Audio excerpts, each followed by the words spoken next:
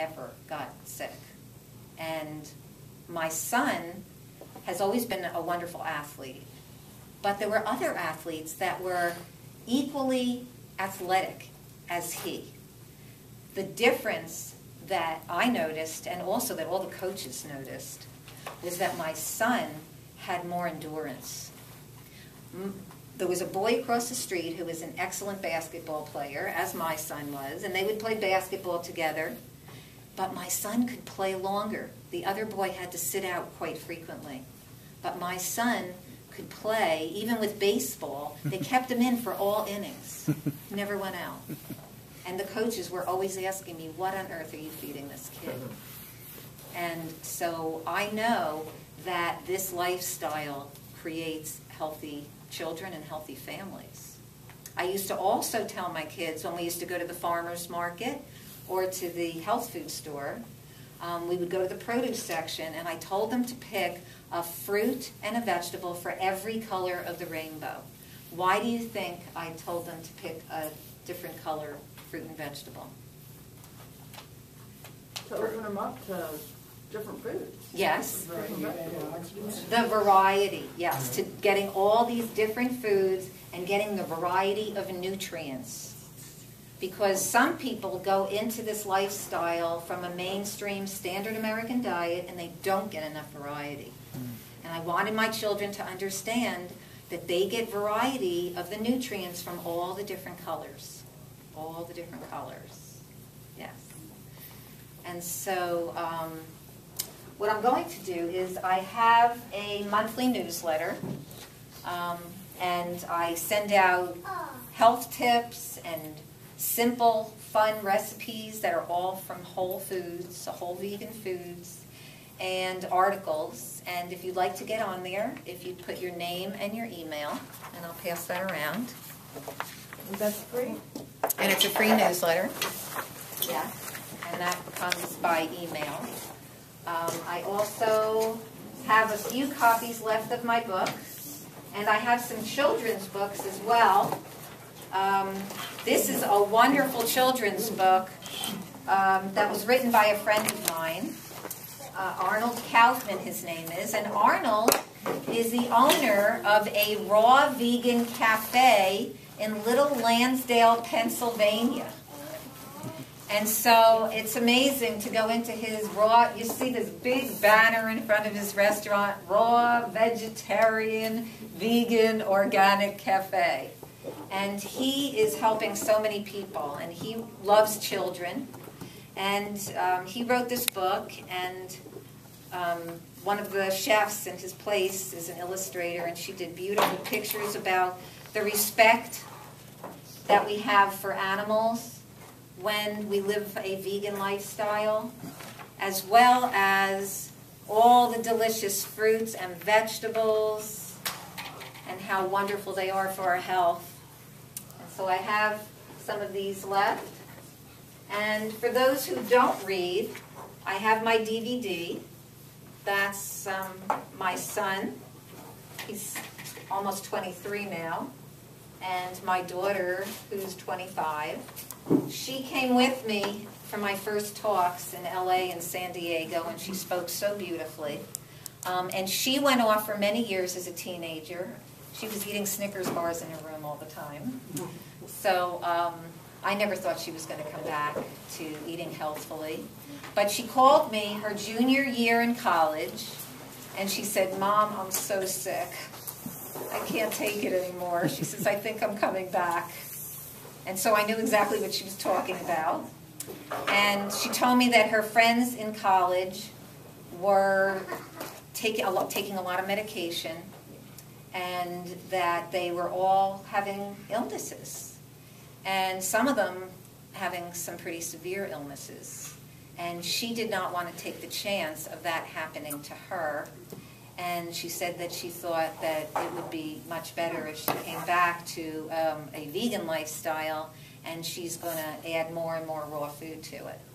And so now, today, she works in Colorado, in Durango, Colorado, at a place called Turtle Lake Refuge. And Turtle Lake Refuge is a small, nonprofit environmental organization. And my daughter is outside a lot foraging for wild edibles. Now that's a whole different level. There's conventional produce, then there's organic produce, then there's biodynamic produce, and then there's wild food. And my daughter tells me that just one leaf of wild dandelion has more nutrients than an entire bunch of cultivated kale. And so where she works, that's what they do. They forage for wild edibles, they service the community, and they're bringing the wild edibles into the schools. They have a salad bar at the school, and they put the wild edibles in the salad bar, and all the kids in the school are now eating the salads. She must know Marcus. Oh, Marcus Rothkranz? Yeah, Yep. he actually went there recently. Yeah, we know. He did a whole video of them. Yep. Yeah. And so she also does a lot of sprouting, and they have a raw foods cafe. And so I would have never thought that she would be coming back to that. So at a certain point, if, you know, I am at the point now, like when I first started this, if I saw somebody with white bread or chicken nuggets in their shopping cart, I would go, oh, you have to take that out of your cart. You don't want to give that to your family. You don't want to eat it either. It's horrible. You know, and I'd be really very strong, and people got defensive.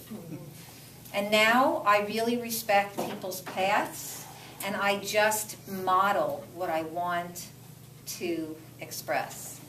And many people over the years have just come to me with questions. And so many people in my life have become vegetarian, become vegan, and even raw vegan. Friends who I never would have guessed, like, have green juice businesses now. And so you just never know, just by setting a very powerful example, what you are going to be bringing into your life.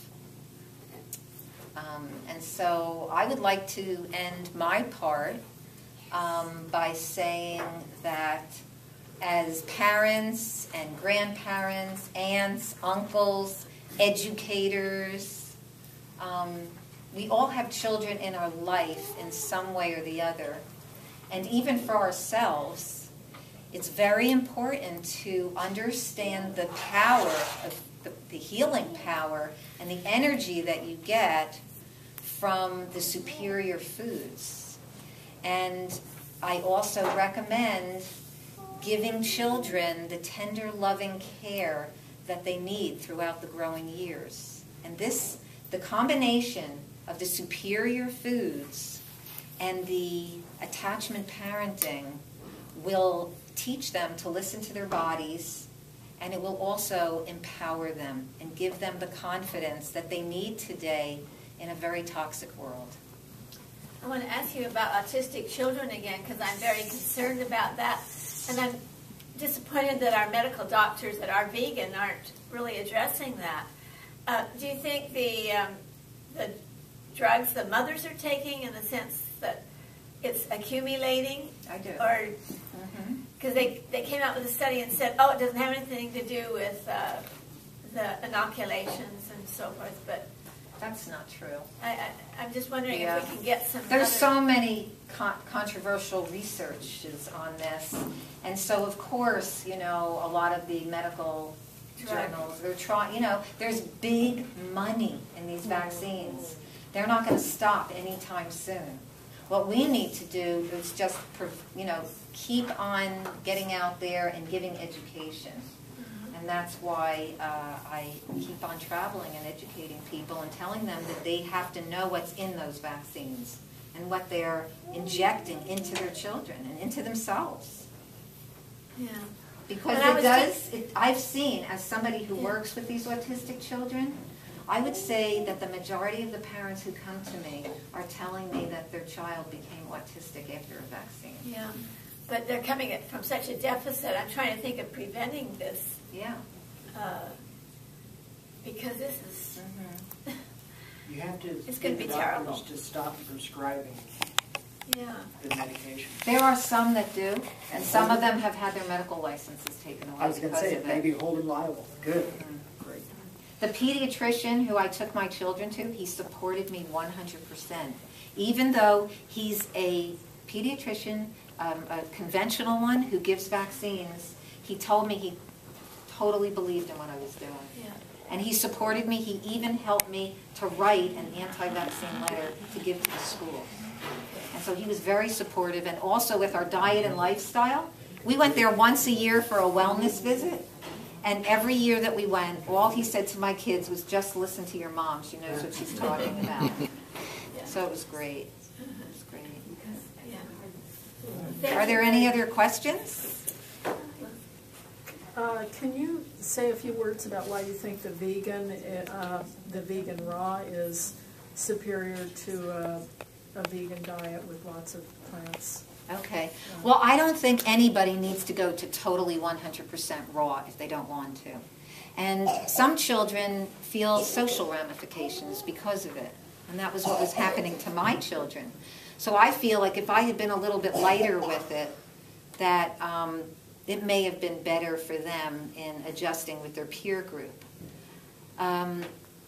So if you're going to eat cooked vegan foods, though, you want to focus on the cooked vegan foods that are whole plant foods, like sweet potato and steamed vegetables and, you know, some of these beautiful things that were made this evening. You know, like quinoa is a grain. It cooks in just 10 minutes. It's got good available protein. There's nourishment in these foods. And steamed vegetables are also alkaline forming. And animal products, meat and dairy and all animal products are acid forming. And our blood as humans is slightly alkaline. So we want to be eating mainly alkaline foods. Steamed vegetables are alkaline. Now we can have some acid forming foods like grains other than millet are acid forming. Beans are acid forming. So we can have, you know, 20 to 30% of that. But we want to be eating very high in fruits and vegetables because fruits and vegetables are alkaline forming. And there's a book called The pH Miracle by Dr. Robert Young. I just saw him recently when I was speaking at the Raw Living Expo in Sedona. And, you know, and he recommends eating mostly raw plant foods for their alkaline nature. So, especially green leafy vegetables. Green leafy vegetables have a very high pH. And so the cooked foods would be the whole plant foods. You could have some beans and some whole grains and steamed vegetables, which I said are alkaline. And that would also be a very healthy diet. You just don't want to start having processed foods and, you know, limit as much as possible the cooked pastas and breads and processed foods, and especially fried foods. And, you know, to avoid acrylamide, you'd want to do steaming or boiling, but not baking or frying or even sautéing. All of those cooking methods create acrylamide. Well, I think you deserve a hand. Thank you.